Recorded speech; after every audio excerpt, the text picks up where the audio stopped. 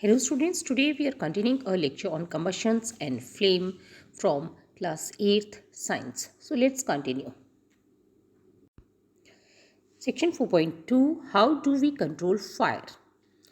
हम आग पे कैसे काबू पाते हैं? You must have seen or heard of fire breaking out in homes, shops and factories.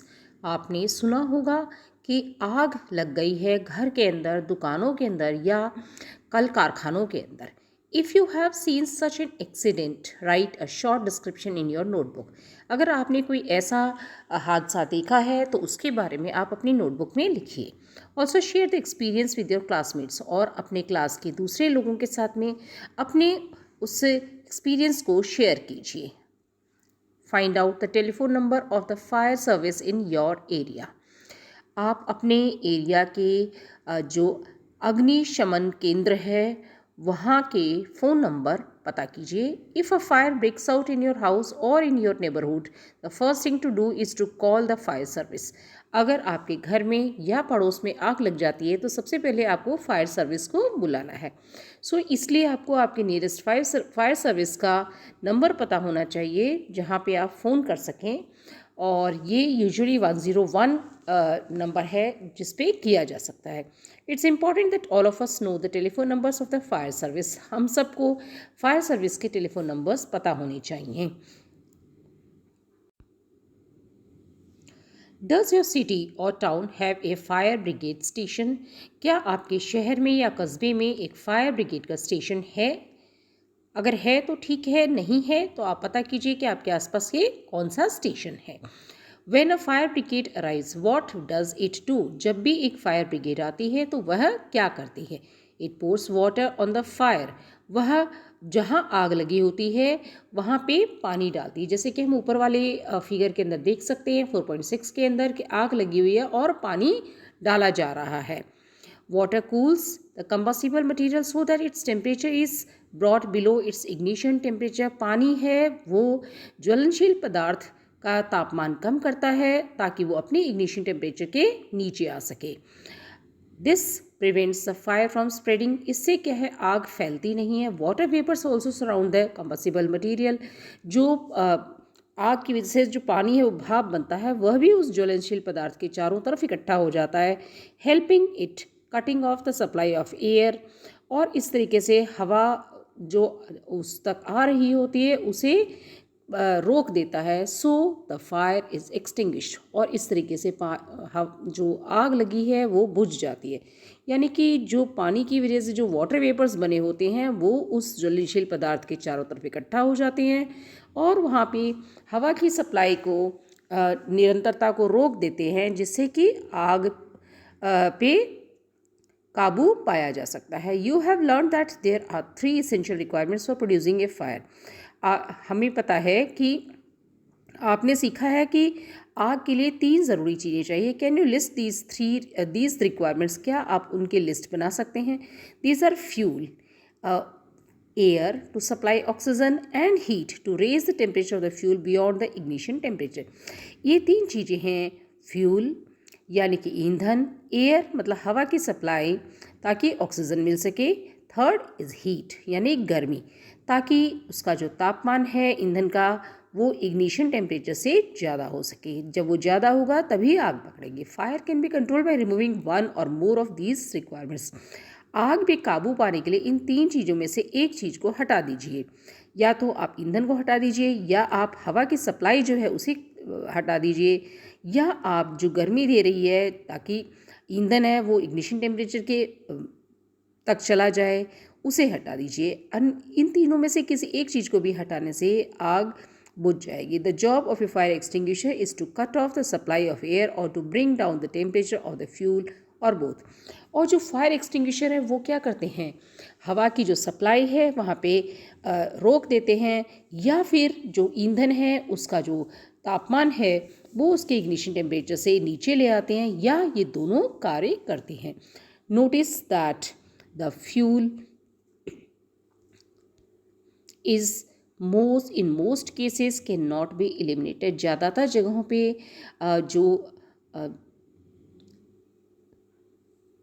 जो ईंधन है उसे वहाँ से नहीं हटाया जा सकता है। यानी कि इन जो 3 फैक्टर्स थे, जो ईंधन फायर के लिए, एक तो फ्यूल था, एक एयर थी और एक हीट थी। तो फ्यूल को तो हटाया नहीं जा सकता, लेकिन एयर है जो ऑक्सीजन सप्लाई करे उसे या तो हम कट शॉर्ट कर सकते हैं, या हम जो इग्निशन टेम्परेचर तक लेकर के आ रही है हीट, उसे हम रिमूव कर सकते हैं। तो ये 2 चीज़ें हम कर सकते हैं, लेकिन जो फ्यूल है उसे हम नहीं हटा सकते मोस्ट ऑफ द केसेस में। If for instance a building catches fire, the whole building is the fuel. अगर एक बिल्डिंग में आग लग जाती है तो वो पूरी की पूरी बिल्डिंग है, वो ही ईंधन है एक तरीके से। सो हमने देखा कि जो 3 फैक्टर्स हमें ज़रूरी हैं आग लगने के लिए, द फ्यूल ईंधन, द एयर जो हमें ऑक्सीजन देता है, और हीट जो कि तापमान बढ़ाता है उस ईंधन का बियॉन्ड इग्निशन टेम्परेचर। ये 3 में से एक चीज़ को हटा दीजिए तो वहाँ पे जो आग है वो काबू में आ सकती है। इसमें से फ्यूल को हटाना मुश्किल है। सिर्फ जो हम हटा सकते हैं वो ये है कि हम एयर को हटा सकते हैं ताकि सप्लाई ऑक्सीजन की नहीं हो, या जो हीट है जो उसके टेम्परेचर को बढ़ा रही है ईंधन के बियॉन्ड इग्निशन टेम्परेचर, उसे हम हटा सकते हैं। तो जो फायर एक्सटिंग्विशर है वो इस 2 चीज़ों पे ही वर्क करते हैं, एयर को रिमूव करने में या हीट को रिमूव करने में। वो फ्यूल पे वर्क नहीं कर पाते हैं। The most common fire extinguisher is water. सबसे जो कॉमन फायर एक्सटिंग्विशर है आग बुझाने के लिए, हम पानी को काम में लेते हैं, but water works only when the things like would और पेपर आर ऑन फायर। लेकिन पानी तभी काम करता है जैसे चीज़ें लकड़ी या पेपर है वो उस पर आग लगी है। If electrical equipments is on fire, water may conduct electricity and harm those trying to douse the fire. अगर बिजली के जो इक्विपमेंट्स हैं, जो सामान है, उनमें आग लगी है तो पानी है वो एक कंडक्टर की तरह से इलेक्ट्रिसिटी के काम करेगा और जो लोग आग बुझा रहे हैं उन्हें नुकसान पहुंचाएगा। Water is also not suitable for fires involving oil and petrol. तेल और पेट्रोल में जो आग लगी है उसे भी बुझाने के लिए पानी काम में नहीं आता है। Do you recall that water is heavier than oil. क्या आपको याद है कि पानी है वो तेल से भारी होता है। So it sinks below the oil and the oil keeps burning on the top. और इसीलिए पानी है वो तेल के नीचे चला जाता है भारी होने की वजह से, और जो तेल ऊपर रहता है वह लगातार जलता रहता है। For fires involving electrical equipment and inflammable materials like petrol, carbon dioxide is the best extinguisher। जो आग बिजली के सामान में लगती है या जो जल्दी से आग पकड़ने वाले सामान हैं जैसे पेट्रोल है, वहाँ पे carbon dioxide is best extinguisher. वहाँ पे कार्बन डाइऑक्साइड ही सबसे बढ़िया बिजली बुझाने का साधन है। CO2 being heavier than oxygen covers the fire like a blanket. जो कार्बन डाइऑक्साइड है वह भारी होती है ऑक्सीजन से, और जहाँ आग लगी होती है उसे एक कंबल की भांति कवर कर लेती है। Since the contact between the fuel and the oxygen is cut off, क्योंकि जो ईंधन है और उसमें जो एयर की सप्लाई हो रही है उसका संपर्क हट जाता है, द फायर इज कंट्रोल्ड। आग है वो कंट्रोल में आ जाती है। The added advantage of CO2 is that in most cases it does not harm the electrical equipment. और एक फ़ायदा है कार्बन डाइऑक्साइड यूज़ करने का, क्योंकि यह जो बिजली का सामान है उसे नुकसान नहीं पहुंचाती है। However do we get the supply of carbon dioxide. हमें कार्बन डाइऑक्साइड की सप्लाई कहाँ से मिलेगी। It can be stored at high pressure as a liquid in cylinders. वह भारी प्रेशर के अंदर सिलेंडर्स के अंदर तरल पदार्थ के तौर पे स्टोर होती। In what form is LPG stored in cylinders. LPG है वो सिलेंडर्स में किस फॉर्म में अवेलेबल होती है। LPG होती है सिलेंडर के अंदर, वो भी हमें तरल पदार्थ के तौर पे यानी लिक्विड के तौर पे मिलती है। When released from the cylinder, CO2 expands enormously in volume and cools down। जब यह सिलेंडर में से बाहर निकलती है तब वह कार्बन डाइऑक्साइड फैलती है और ठंडी होती है। So it not only forms a blanket around the fire, it also brings down the temperature of the fuel. तो इस तरीके से न सिर्फ ये एक कंबल की तरह से आग के चारों तरफ फैलती है, बल्कि यह उसका ईंधन का जो इग्निशन टेम्परेचर है उसे भी कम कर देती है। That is why it is an excellent fire extinguisher. और इसीलिए यह एक बहुत बढ़िया आग बुझाने वाला है। Another way to get CO2 is to release a lot of dry powder of chemicals like sodium bicarbonate, baking soda और पोटेशियम बाइकार्बोनेट। दूसरा तरीका है कार्बन डाइऑक्साइड रिलीज़ करने का कि सूखा पाउडर है वो सोडियम बाइकार्बोनेट, बेकिंग सोडा का या पोटेशियम बाइकार्बोनेट का लिया जाए। Near the fire these chemicals give of CO2। आग के पास में ये दोनों ही केमिकल कार्बन डाइऑक्साइड छोड़ेंगे। So here we finishes the fire extinguishers which are used to control the fire. Now we will be taking the section of type of combustions.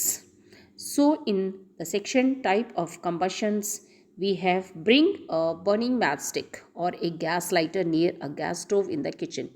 एक जलती हुई माचिस की तीली या लाइटर है वो किचन में गैस के स्टोव के पास में लेके आएँ। Turn on the knob of the gas stove. अब गैस स्टोव की जो नॉब है उसे ऑन कीजिए। What do you observe? आप क्या देखते हैं? हम देखते हैं कि गैस निकल रही है और उसमें आग पकड़ रही है। Do not handle the gas stove yourself.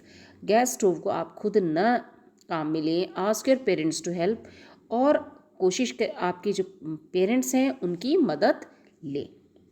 We find that the gas burns rapidly and produces heat and light. हम देखते हैं कि जो गैस है वो जल्दी से जलती है और उससे हमें गर्मी भी मिलती है और हमें रोशनी भी मिलती है। Such combustion is known as rapid combustion. और इस तरह का जो जलना होता है उसे हम तुरंत जलना या रैपिड कंबशन कहते हैं। There are substances like phosphorus which burns in air at room temperature. कुछ ऐसे पदार्थ भी हैं जैसे फॉस्फोरस जैसे जो कि रूम टेम्परेचर होता है, नॉर्मल टेम्परेचर है उसके ऊपर भी जलते हैं। This type of combustion in which a material suddenly burst into flame without the application of any apparent cause is called spontaneous combustion. और ऐसे तरह का दहन जिसके अंदर एक सामान है वो अचानक से आग की लपटें उठती हैं, जिससे अचानक से आग की लपटें उठती हैं बिना किसी कारण से, उसे हम स्पॉन्टेनियस कम्बशन कहते हैं। सो हमने अभी पढ़ा rapid combustion and spontaneous combustion. Rapid combustion में क्या है कि जैसे गैस का लाइटर या माचिस की तीली गैस के स्टोव के पास लेके आते हैं तो इमिडिएटली गैस जलती है और हमें गर्मी और लाइट देती है, रैपिड कंबशन है। और स्पॉन्टेनियस कंबशन में जो सामान होता है वह अचानक से उसमें आग पकड़ती है बिना किसी बाहरी कारण के, उसे हम स्पॉन्टेनियस कंबशन कहते हैं। जैसे कि फॉस्फोरस का रूम टेम्परेचर पे जलना। Spontaneous combustion of coal dust has resulted in many disastrous fires in coal mines. अचानक से जो कोयले का जो पदार्थ है उससे अचानक आग लग जाती है कोल माइंस के अंदर। Spontaneous forest fires are sometimes due to the heat of sun और ड्यू टू लाइटनिंग स्ट्राइक।